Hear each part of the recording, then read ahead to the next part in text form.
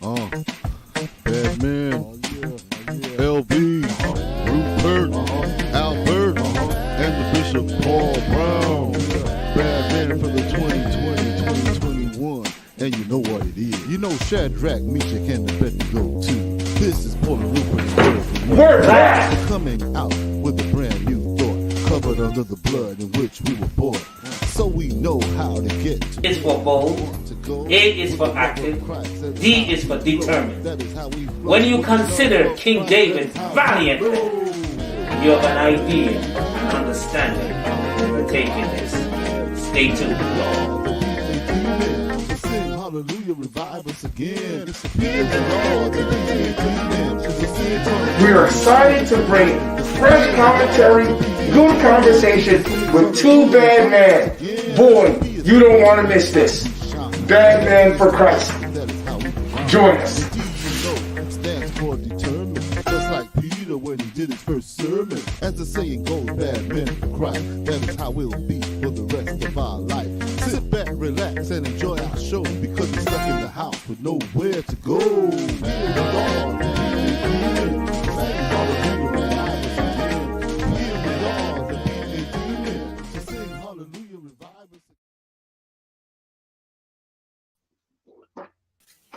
And here we go, Overseer.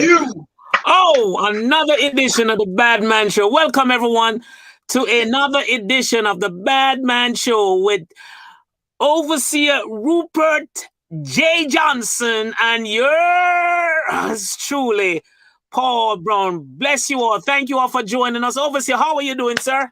Man, I am blessed and I'm happy to be alive another day on this earth. And it's just so glad. I'm just so glad to be here again, co-hosting with you, my brother, the Badman4Christ, the Badman Show. Bold, acting, determined. So we thank God for all those that are coming out and that are watching us and supporting us. And as you know, we ask that you like and you subscribe.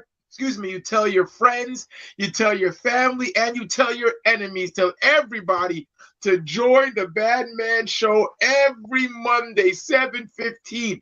We are here, and we're here to stay. Hey, and again, I need to say along with what you're saying, that not only do we appreciate each and everyone that joins us each Monday evening, we also thank God that our numbers are growing. Yes. We are expanding, and so we truly appreciate that folks are listening to what you're saying, and they are actually inviting their friends and their families, and I don't know about the enemies though, because we're just so glad that they consider us as two bad men. With issues that we talk about each Monday evening. And so on this evening, it's going to be you and me. We are going to be going at it. Now, that's it. Over the last couple weeks that when we have been discussing stuff, we've been like on the same page. I'm not sure we're going to be on the same page on some of these issues that we're going to talk about.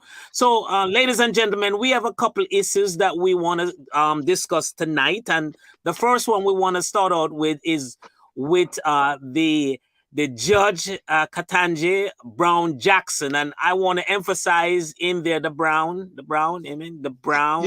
Yeah. Not in a relationship, but just to let Overseer know that there's prominence. So I had an opportunity. I was reading a blog, and in the blog that I was reading, it was conservative. I do read conservative bloggers, and so I responded to the statement that the blogger had mentioned about. He did not appreciate that Judge Jackson didn't answer the question to define a woman. So here's what I responded. I responded to him this way. I said that I felt robbed. I felt ripped off because I couldn't speak to the senator, the lady senator Blackburn, I thought it was, who asked the question But from my understanding, both Cruz and the other senator, what is his name? They're brilliant lawyers. Brilliant lawyers.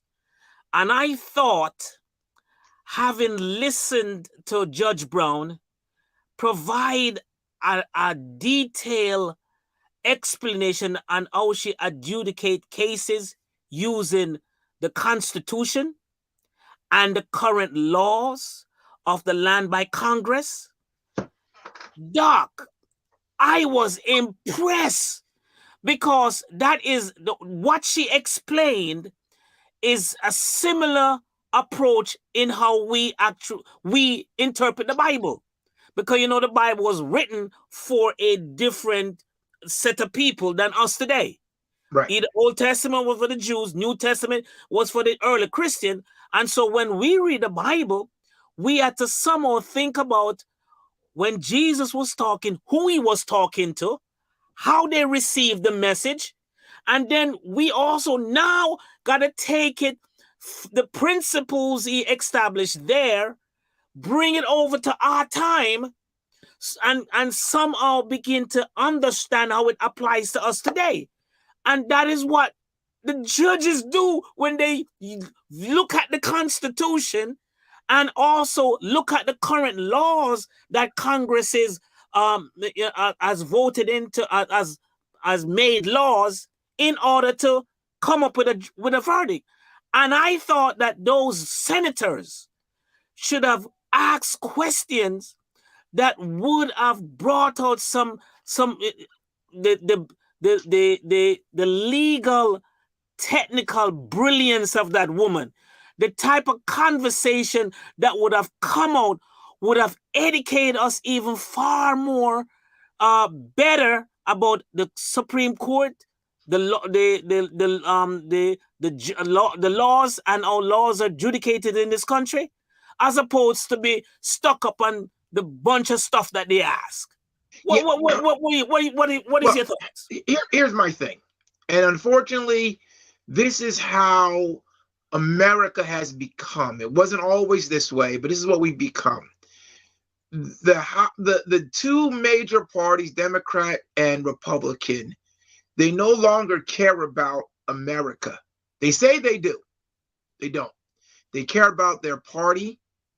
They care about, and Republicans even more so than Democrats, care about their party and care about being reelected for the most part, and don't care about America.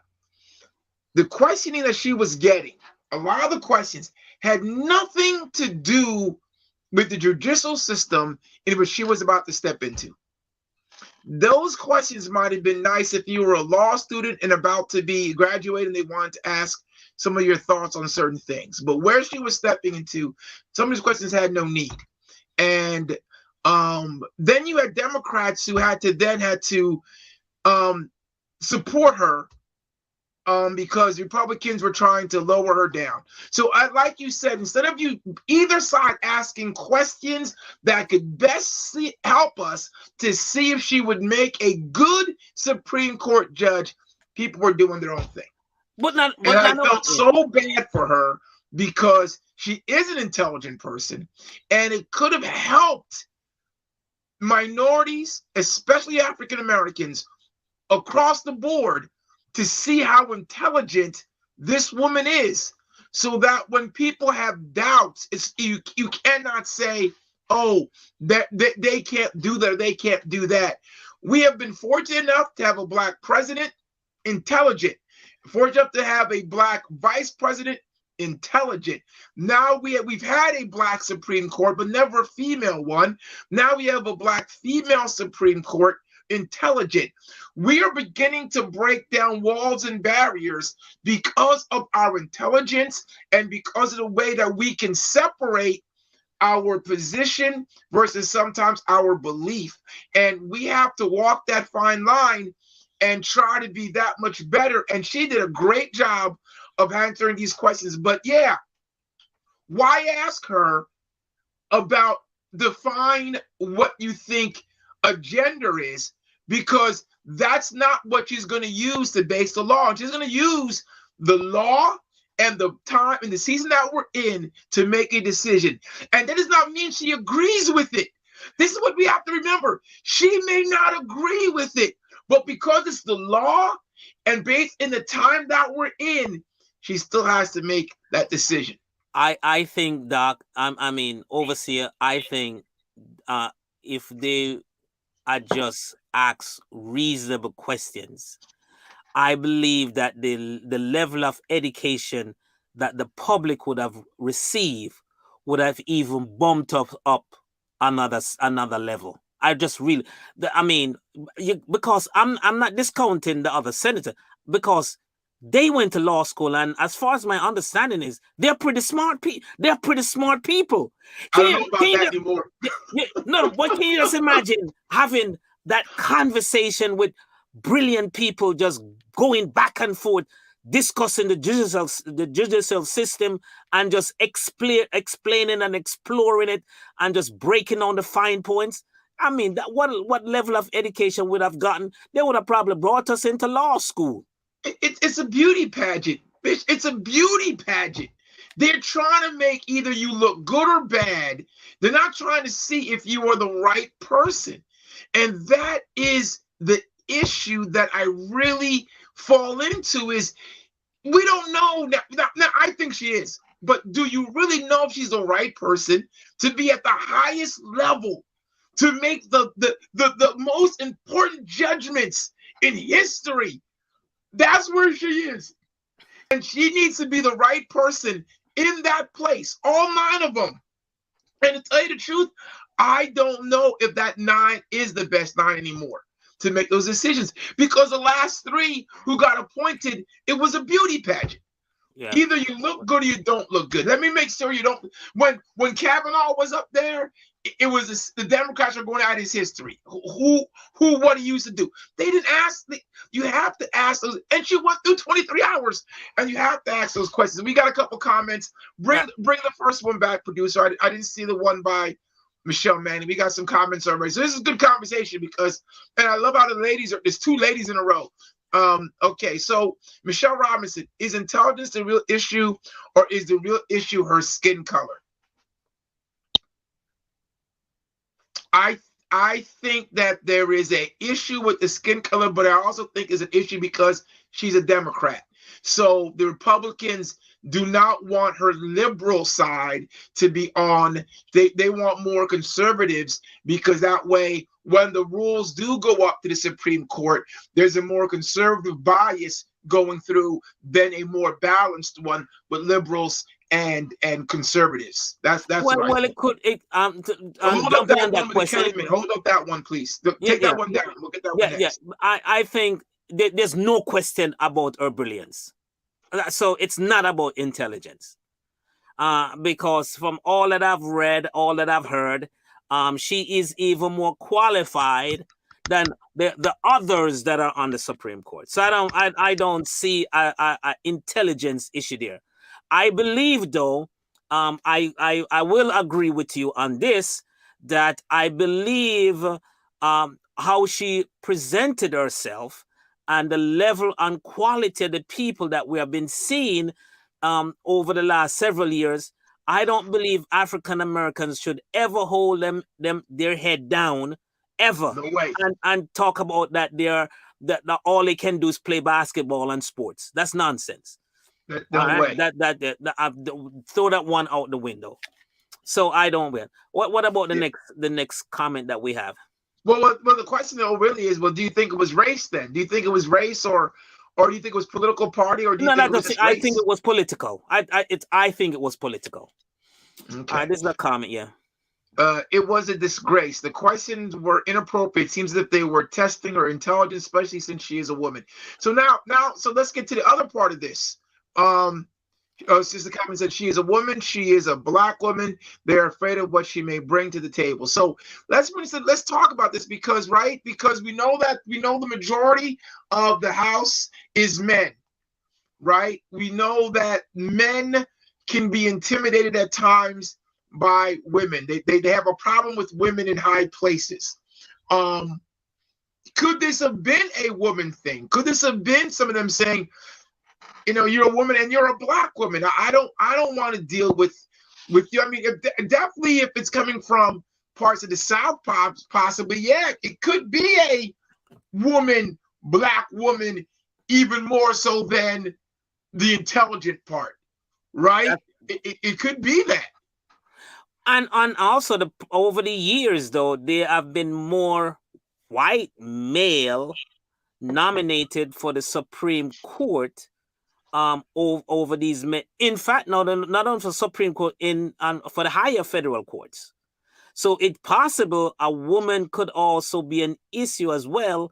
That because remember, is mostly we haven't had a female president yet in the United States, so we haven't had a woman to really be making nomination to the Supreme Court. It's been all men making nominations to the Supreme Court, right? So it could possibly be a woman issue as well. I'm not going to discount that. Yes, yeah, I think that's a possibility. And it's a you know what? So I know we are bad men for Christ. So let's pull this into the church for a second. All right. I think it's the same issue.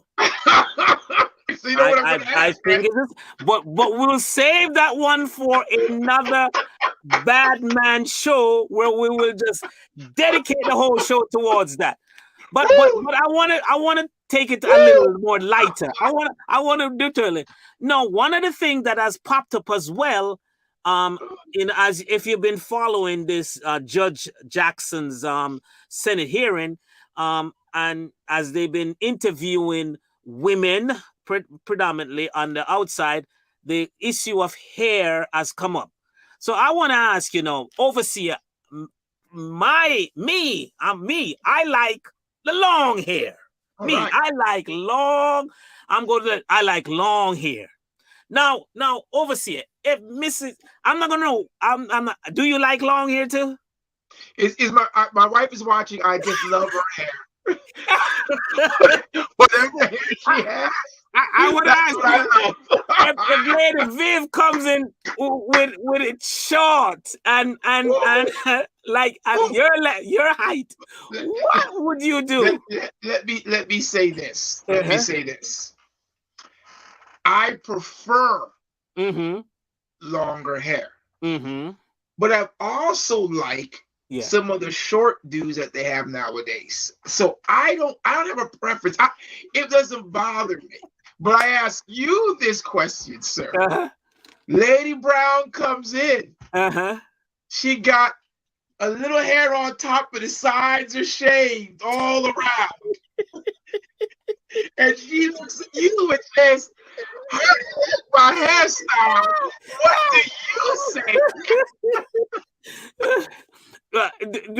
Let me ask you a question. Do you have a guest room at your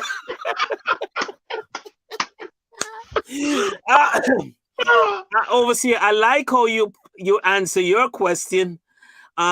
Prefer. Well, I know Lady Brownie is. So maybe I should say I shouldn't be talking anything about hair, seeing that I don't have any. See that I don't have any. So let's see. It says, "Come on, long hair is not our style." That is something we adopted from Western culture. Oh my God! Here we go. Here we go. You know what? These Afrocentric people, they are just out there, man. None of us lived in Africa back in the day. None of us. Now, we have created braids. That's long. Most braids are long. The black person created braids. So even if short hair was the norm, the black person created braids to make long hair. And I'm not even going to get into the weave. I'm not going to get into that. In trouble. We need. We created, and if we created it, it belongs to us. I'm not giving it because I saw that. Just because I saw a guy play a rock guitar doesn't mean blues don't belong to us. We played the blues. We created the blues. See, here goes a woman. Bet the difference. See, there's a woman. There's a woman telling you. There's a woman. See another woman. There's another woman. You see, we not stupid. Oh my goodness. We're not stupid. You see, the thing is that we have to understand that if we created it, it belongs to us. That's how I look at it. I don't know what they did 1,000 years ago, but I know that women do it now, and boy. Oh my goodness. See, now here's another lady saying cornrows weren't always long, but I'm not talking about cornrows. I'm talking about straight long braids. I don't know what they're called. Yeah. That's what I'm talking about. Yeah, you were saying we need to get a lady on the show. That's what we'll do. We'll get a woman on the show, and we'll iron out this discrepancy with hair. All right, so we want to move on because time is getting away from us. No guys should be talking about hair. No guys. That's true. No man should be talking about hair. Yeah, I agree with. I think I'll go along with that. All right, let's move to the next current issue that we have. We have the war in Ukraine. Wow. War crimes is now being mentioned on the news. What do you think? What are your thoughts? Yes. Yeah.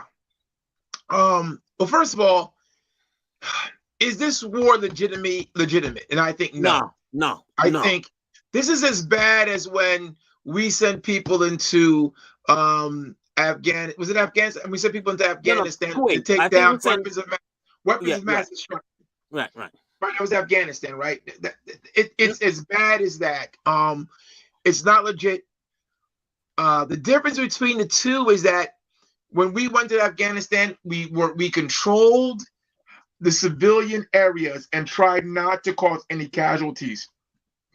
War crimes are being made because hospitals are being bombed. Yeah. Schools are being bombed.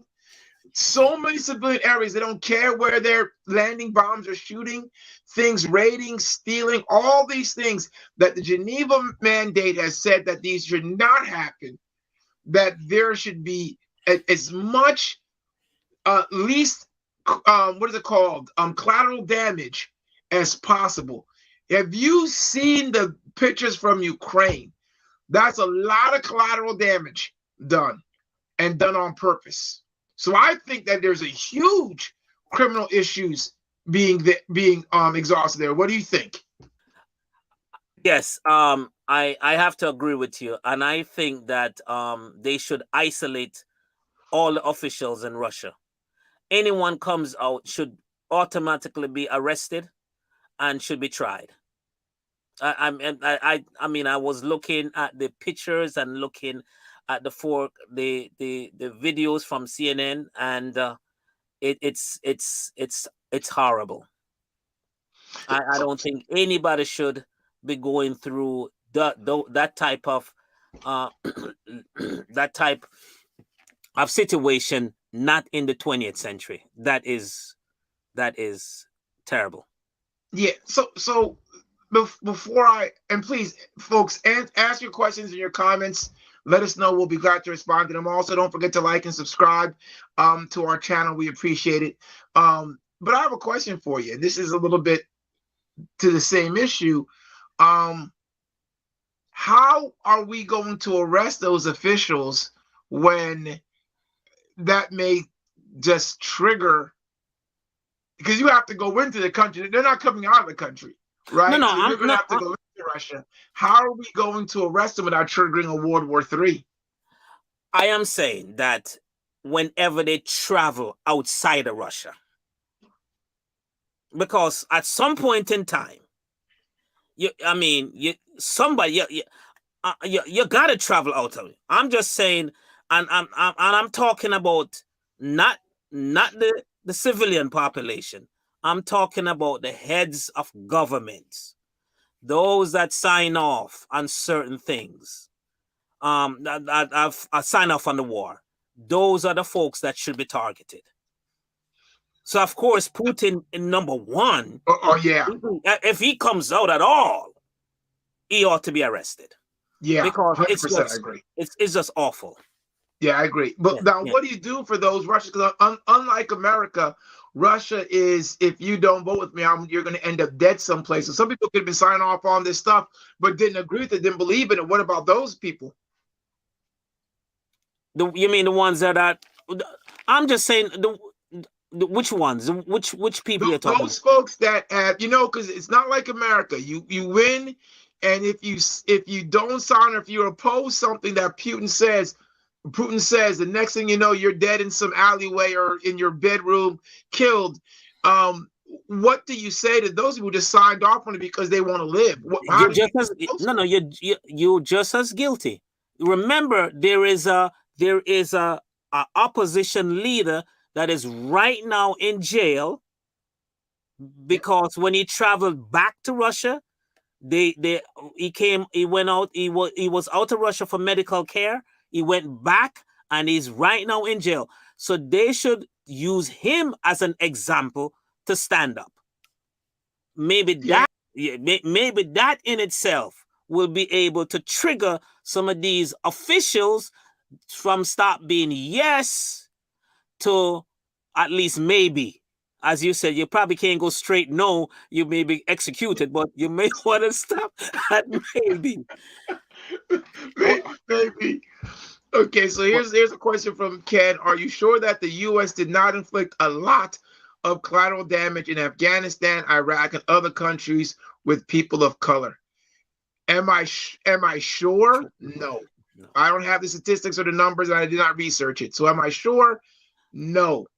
I can only go off of what I believe. To that, I'll say though, there's a little bit more openness. It's not that there were any in a restriction where reporters or journalists from other countries would not have been able to travel to Afghanistan and uncover any atrocities that were done by the U.S. So, as opposed to here, can you just imagine if they had full control over the country? The stuff that they would have done, you probably have never known about it until years. The only reason why some of these things are being uncovered is because they've been retreating. You see, so and you didn't know about it before because they would not allow journalists to move along with their army or their army personnel, so you can't report on what they're doing. And to answer that last part of the question in countries of color, well, first of all, America doesn't really deal with countries of color. We don't get into Africa and into their squabbles. First of all, they're to America, their agenda is not as important to us as the Middle East or the superpower countries, the G9 countries like Russia or China or North or Korea with South Korea. We don't really get into those actions that much. So when you talk about what happened in Somalia, we really didn't do anything. Nigeria, Sierra Leone, Liberia, which is a U.S. colony, we didn't really get involved in those, even though with Liberia, we did say certain things that caused certain movements to happen, but we didn't get involved. We don't really get involved in a lot of those in the in the African conflicts, if you notice. Even in South America, we don't know. We might send somebody there to talk on action, but we don't get into those because it does not suit the U.S. per se to do anything. It doesn't. There's no oil involved. There's no stability of democracy involved. It's mainly an internal squabble, so we don't get involved in that. That's my opinion. I don't know what you think, but I think we don't do that. Well, I mean that's the reality of the fact. I don't know if we should get involved, but I wanted to, but we do, as you said, we do not. We're not involved. Even in the Rwandan genocide, that just went on and nothing actually took place because U.S. wasn't necessarily a part of it or wasn't even involved in bringing any reconciliation to the to the problem. Before we take this other question, though, go ahead, overseer. You know, I was gonna say, you know what the crazy part is, though? A lot of these countries, especially in Africa, if America got involved, these wars would last minutes because the weaponry that most of these countries have are not that advanced. The reason why America was able to do what they did in Afghanistan and Iraq, and people say, well, they were there for years anyway. They were there for years because the world is watching. Period. Most of the things in America is such a powerhouse when it comes to technology and weapons and strategy that they could run roughshod. If they really wanted to put a licking on some of these countries, they could. But you notice the difference between them and Russia. Russia thought this was going to be a quick in and out with the Ukraine, but the Ukrainian soldiers were trained by who? The U.S. Yeah.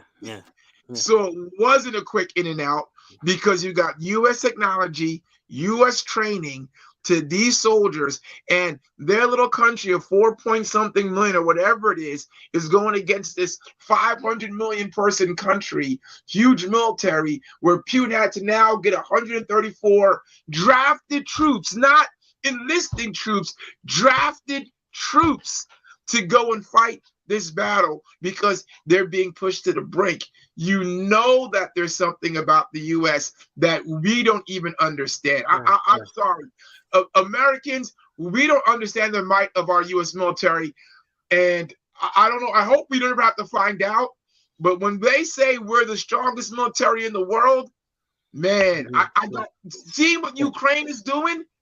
You got to believe it. If you have our country with our forces and our technology and our weaponry, man, we got to be one bad country. Right. Again, thank you all for joining us. I want to thank our producers. I want to give a shout out to our producers. This time we have Ken Walsh.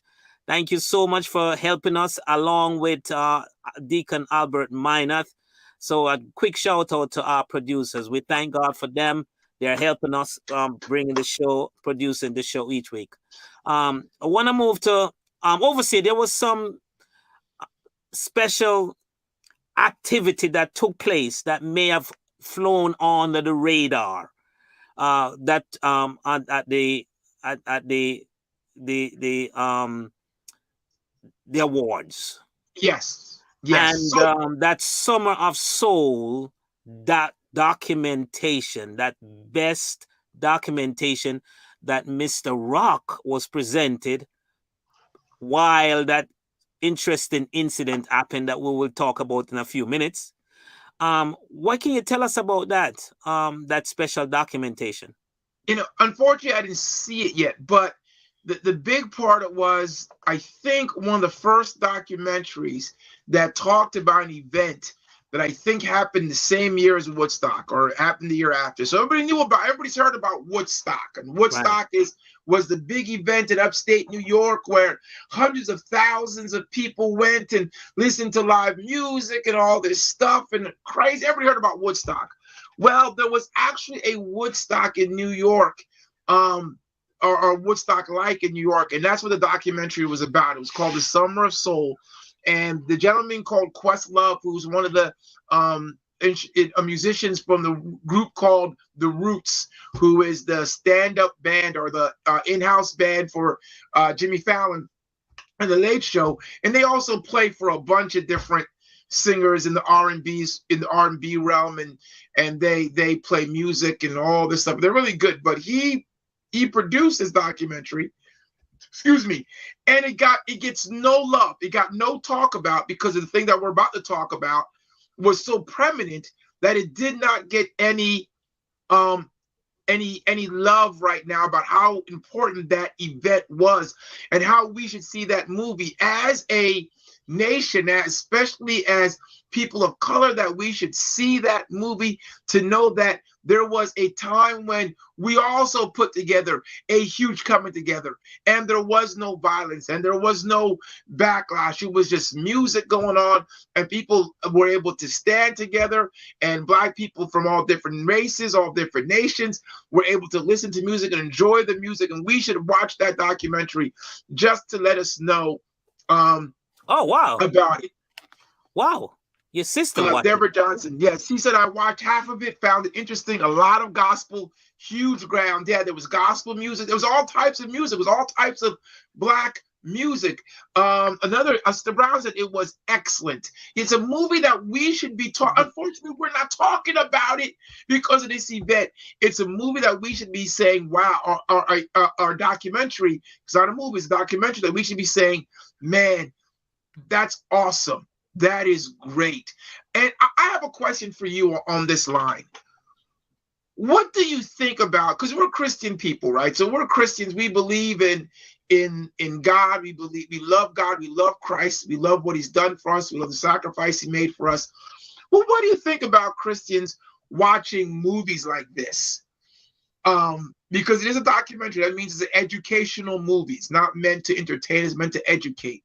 What do you think about Christians watching movies like this? Like, what do you think? If somebody came to you and said, Pastor, I want to see, Bishop, I want to see The Summer of Soul, what would you say? Oh, of course. Well, overseer, remember, you're talking to a cultured person here now. I mean,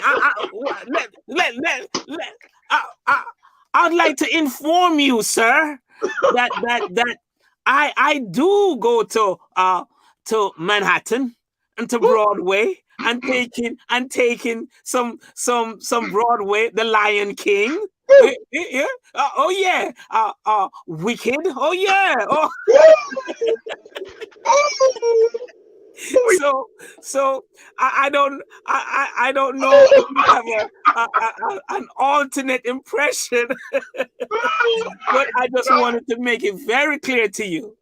So no. I believe that we should pay attention, especially if it pertains to our history. I really do believe that. And it's very, very important. Yeah. It was so important that then Republican mayor attended it and spoke. Yeah. Oh, wow. Yeah. Yeah, I believe. Okay, so here I am. When it comes to information, I have a real problem. Oh my goodness. What church don't go to the movies these days? That's your number. That's your number. Wait, overseer. Yeah. I don't know if the bishops are watching. I believe, me personally, information is important. I think a lot of us are become sheep for the slaughter. We trail after other things. We just follow it. And we follow trends and we follow thoughts, and we don't. And even when it comes to the Bible, we do the same thing. That's why God told us, study to show yourself approved. Take the Bible. Pastor Johnson tells you something. Just don't say, this is what it must be because Pastor Johnson said it. Amen. The Bible, take what he said, take it, now study it yourself. Look through it to see if what Pastor Johnson said is accurate. And I think it's the same thing for all things. We have to know things, and there's sometimes no other way other than documentaries, than movies, things like that. I mean, Black Panther was a huge success. Yes. Huge success. And if you didn't see it because it was a movie, well, that's fine if that's what you didn't want to do. But it also showed something about the African American mindset. And you need that to encourage your young people that we are not just people. We're not just a person. We come from lineage of kings and from queens and from a culture that is technologically sound and all these different things. We are, and because even though people didn't think about it, civilization started in Africa. And that's what the movie was trying to show, that technology is going to come through Africa. Not everywhere we're looking, but we grow as Africa grows. And that's part of what the movie speaks to. And so it helps me. So this documentary, which talks about a music revolution that happened in New York, where we think that you bring Black people together, there's going to be violence, there's going to be shootings, there's going to be fights, arguments. it was so beautiful that it didn't throw, like she said, the mayor came and people from all across the world came. There was gospel, there was blues, there was soul music, all sorts of music. But guess what? It never got talked about where Woodstock was talked about way more. Because I didn't even know about this until the movie Questlove. Right. So it's crazy.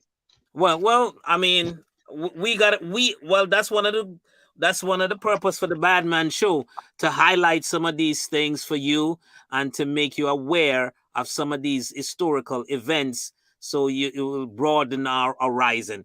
I want to say for all those that are joining us on tonight, that next week we're having Elders Rowe and Tina Burnett.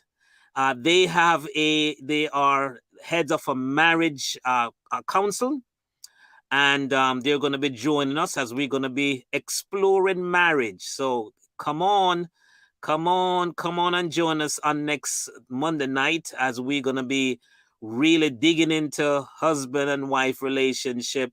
And hopefully, if you have questions, we'll be able to get those questions answered for you to the best of the abilities of our guests. And of course, you're going to get some of my viewpoints as well. I don't know about the overseer, but you're going to get some of my viewpoints. So we want to invite you to join us next Monday. Come on and be with us, and let's entertain, and let's hear from both Elders Rowe and Tina Burnett. Amen. So let's talk about marriage real quick. Will Smith, Jada Pinkett Smith. Let's talk about marriage. That was not protecting his wife. High five. Number one. Number two is, to be honest, as powerful as ladies are today, they are capable, well able to protect themselves from somebody making a joke at them. I believe so. Right? I believe so. Yeah. So my wife might be listening. Your wife might be listening. If somebody made a joke about my wife on national TV, I love you, honey, I'm not going to go up there and slap him. I'd probably wait, talk to him afterwards if you were upset with it. I'm not going to walk up there because I protected you. That's me making a show. That was Will Smith saying for so long. I wrote a book about it, how I didn't feel like I was protecting the women in my life, blah, blah, blah. I got to go up there. The dude was laughing. At the beginning. He was, the joke, he looked over, he saw his wife was upset. So he said, I've got to do something. He could have easily have said, yo, Chris, take it easy. I'm not take it easy. Easily have said that. He walked up there to Chris Rock. Now, let me change Chris Rock to The Rock, Dwayne Johnson. Let me see him go protect his wife if Dwayne Johnson was up there. How many of us think he would have slapped Dwayne Johnson, The Rock Johnson? How many of us? Nobody. He wouldn't went up there. He probably wouldn't have said anything. Right? He just would have been like, you gotta take this one, Jada. I'm sorry, baby. This is a tough one. So you gotta take this one, honey. I can't do nothing about that one. It was such a show of the lack of inner love. That was a lack of inner love, I believe. That he isn't having himself, and that he's lost, that he had to try to prove himself to his wife. And his wife, I also think, was wrong because she should have said, don't go up there. Right. You protect your wife if she's been attacked, to be attacked, and then of course, you possibly could put your life on the line if it was The Rock charging, and you got to step in front, right? So, you know, so that is how honey knows that as the Lord says, how you ought to love your wife, right? You put your body, you put your life on the line. But words spoken should not have caused the man to get up out of his seat, walked up, and commit a violent act. Whenever you touch somebody, you were wrong. You wrong. I believe it. Yeah, whenever you touch somebody, you're wrong. It was not self-defense. It's not self-defense. Self-defense, different story. Right. Self-defense. No, let's talk about the aftermath of all of this, though. Well, before that, let's say this. Let me ask you this, Bishop. So if Bishop Saunders says something bad about your wife at convocation, says, look at Sister Brown. I don't know, whatever it is. She got short hair. Why she got short hair? Are you going to go up there and slap Bishop Saunders to protect your wife? Are you going to do it, sir? Are you going to go up there? Of course not. You'll be like, Bishop, help here. You'll be crying out for mercy. Mercy, Bishop, mercy. Brother Rollins. I would look at my wife and just say, honey, that's the presider. But of course, overseer, you see that Brother Rollins is on telling that security. They know we're gonna go up there. Ain't no way. But that's the thing. I think society judges that as a wrong. It's a wrong. And when society says a wrong, you have to ask yourself before you make the move, why? But go ahead. You had a question. No, I was going to say the aftermath of this, how has this affected the laugh industry?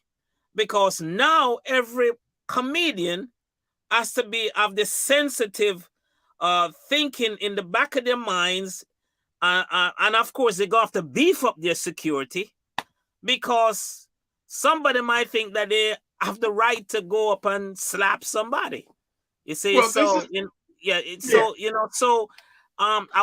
I'm hoping that it doesn't soften the jokes and all of a sudden jokes now they fall flat, but the laugh industry has been impacted by this. So I don't know if you want to address this before I do, but you may want to address the fact that people are thinking saying it's staged. So you said a great point there that if it's staged, it was bad because the comedians now have to deal with their staged act, because we know since Donald Trump came into office, sorry to say his name, since he came into office, people are braver to do things now than they were prior. So now somebody will say, oh, you're making a joke about this, and like you said, we'll go stage now possibly and be violent to a comedian. Yeah, but remember, as you call his name, the previous president says he could stand up in New York, Manhattan, and shoot somebody. You remember when he made that big statement? And nobody. So therefore, as you say, folks have become braver, emboldened that they can do and say anything without any form of repercussion. It was bad because number one is you have comedians that are affected. You also have young kids now that thinks that if I don't like it, I'll pull a Will Smith on you. Mm-hmm. You know, a slap. Folks are not talking about a slap anymore now. They're talking about a Will Smith. The slap has changed its name from a slap to a Will Smith. I'll just Will Smith you. So that has affected the actual culture itself. Young people are being affected, and not only that, it gives a bad impression on black on black. Now people are Again, there's a lot of questions coming through, a lot of thoughts. Like, here's one. My question: Would Will Smith slap a white comedian? To be 100% honest, I don't know. People are gonna say no because he's white. I don't know about that, because it wasn't just the fact that he was a black man, but he was a man that was smaller than him. He was, right. I would say if that was a black comedian, if that was a black comedian like maybe Godfrey, who was a built comedian, he may not have done that. Like I said, if it was a different person, black or white, he may not have done that. Now, if that was a smaller white comedian, he might have thought it was even more important for him to go up there because it was a white person. So I don't know that. For those that say it is staged, I thought it was that way too, until I heard there was monetary loss now for Will Smith. Once there is money involved, a lot of money. Will Smith don't make a little bit of money when he does movies. He makes a lot of money. When they cut production and say we're no longer doing this movie, that's no longer staged. That's because no one is going. Will Smith is going to make sure that people know this is not real. They would have came out by now, but not just one, but two movies. He was producing a movie for Netflix. I forget, it was the Fast and something, or the Furious and something. He was doing for Netflix, and that stopped production. At first, it slowed it down because we're looking for a director. But once Will Smith had the incident, they stopped production on it. They said, we're no longer looking for a director. We're just going to stop production. The second one was they were coming out with the Bad Boys 4. He had the script in his hand, a 40-page script. They said he was giving it to him, and the not the network, but the movie production company said, don't worry about it. We're going to stop production. Now, people are going to want to say, oh, what about a year from now? What about this? Look, man, this is money. These actors, these people are worried about money. And see, here's the thing. Somebody wrote, Will, he's right here. Will's already worth $50 million. He's not hurting. You don't understand money. When you see something like that, you have no understanding of money. Want money, right? When you have money, you want more money. How much you have. You think about how much more you want to have. That's what money does to people. Do you think Jeff Bezos is not racing, what's his name, Elon Musk, in space? They got money. No one needs a space. They're not going to live in space. They're going to die here on Earth with their money. Trying to make more money. Money going up to space. Put back Gordon. Gordon said she disagreed. She disagreed with which one? I disagree. Not necessarily. It's if it's a long game being played. If it's fake? What game are they playing? No. It's just what too much game? money. No, the only person who made out in this was Chris Rock. Yeah, his sales went up 22%. More than 20%, from 45 to 441. That's more. Yeah, his sales went crazy. Roof. Yes. So he made out well. Will Smith, movies lost. Is his reputation lost? All this stuff. He had to resign from the Academy. Yes. All these things are negative to Will Smith. And this is the big thing, everybody. It's negative to the black man. So if Chris Rock and Will Smith did this for a show, long term or short term, well, guess what they just did? They hurt the black man long term. So I can't see it. No. No. When a production is stopped, you're not talking about a $2 million production. Some of these productions are in the $300 million, gentlemen. These productions are not cheap. Yeah, the movie company just said, instead of me finishing and paying another $100 million on this movie, I'll take the loss of $75 million right now. Who wants to lose $75 million?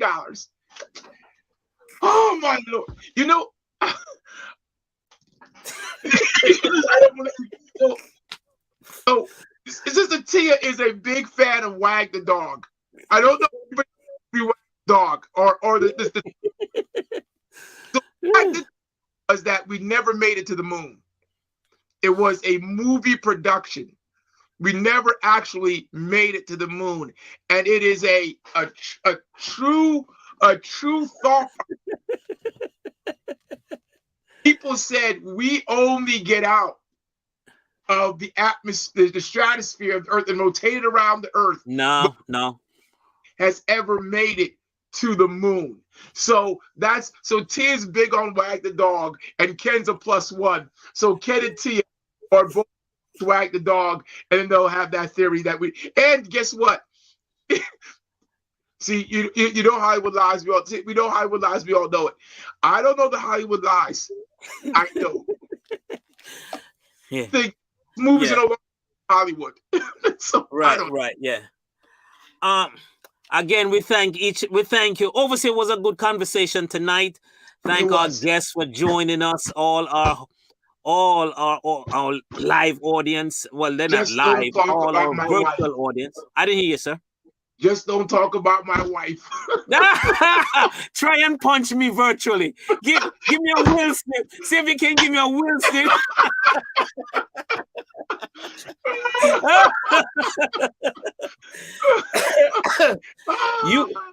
You about to lose all your credibility. Really oversteer. God made it for me. No one gets past it no matter what they say. Look at this. Oh, Jesus. Oh, God made the firmament. Yes, he did. He did. Again. Oh, my Lord. Yeah. Well, we're gonna leave Will and Rock here tonight. We're not gonna pursue them in the future. That is it, and we're gonna look forward for other great things that's gonna be happening. Yes. So, we do want to mention our merchandise that we have before we go. Yes, please support the Badman. You can get cups and glasses and T-shirts. All you need to do, hoodies, yes. And those are the prices. You soon will have access to all of these merchandise online, because we're still working on our online store. So you wouldn't have to call the Zelle. Would you put back the Zelle number so folks know what number to call? That's 908-821-6504. Yes, reach out and call and place your orders, and you will. I believe they ship next day. Are they FedEx? I'm not sure how they're shipped, but you also can get a Badman hat, and also the mask that goes along with it. Yeah. Overseer, we had a great show today. Man, we're looking forward for the show that we're gonna have next week with the Burnett's. We thank all our listening audience for you coming in and joining. We really appreciate your support. Please remember to continue to like us on Facebook and subscribe to us on YouTube, because you are special to us. God, we know God loves you. God loves me. God loves Overseer. Even though we're bad, He still loves us. He still loves us. We're bad. So we're just thanking you for your support. Overseer, back to you, sir. Yeah, so to reiterate what Bishop is saying again, we thank you for the support. We love you.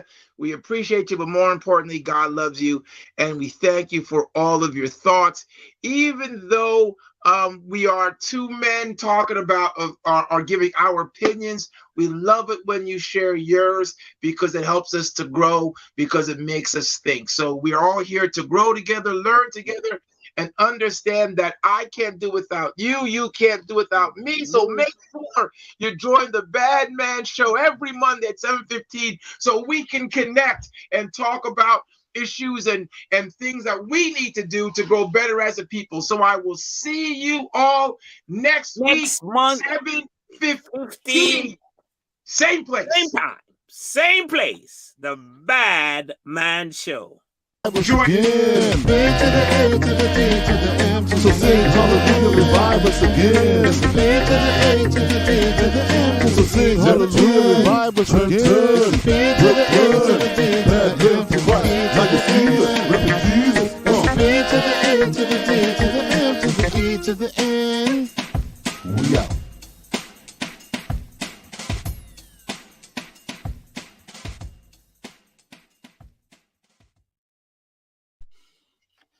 Yes, yes. Woo! Good show. End the broadcast. End the broadcast. End broadcast. Okay, I got it. Because there we go.